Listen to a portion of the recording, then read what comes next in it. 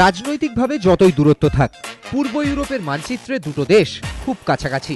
Russia থেকে ট্রেনেই পৌঁছে যাওয়া যায় পোল্যান্ডে। ইউরো দেখতে বুধবারই হাজারে হাজারে রুশ ফুটবল প্রেমী পৌঁছে গিয়েছিলেন বেলারুশকায়া স্টেশনে। সেখান থেকে ট্রেনে পোল্যান্ডের রকলো। ইউরোর জন্য বিশেষ এই ট্রেন যাত্রার বন্দোবস্ত করেছে রাশিয়ান রেলওয়েজ। তাদের আশা, ইউরোয় রাশিয়ার ম্যাচ দেখতে অন্তত 50,000 দর্শক ট্রেনে পাড়ি জমাবেন পোল্যান্ডে। রুশ সমর্থকরা তো এখন থেকেই সেজে গুজে তৈরি। কেউ জাতীয় দলের দুধ সাদা নীল জার্সিতে, কারো গলায় লাল নীল স্কার্ফ, সঙ্গে হাজির তরুণীরাও।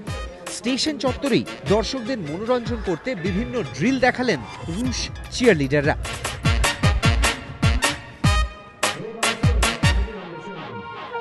এবারের ইউরোয় এ গ্রুপে রাশিয়া রয়েছে, আয়োজক পোল্যান্ড, চেক প্রজাতন্ত্র আর গ্রিসের সঙ্গে একই গ্রুপে।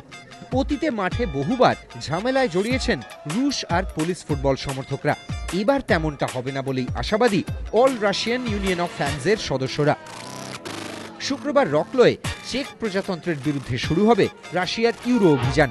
বাজি রাখা যায় সেই ম্যাচে গ্যালারির দখল কিন্তু থাকবে রুশদের হাতেই। এবিপি আনন্দ।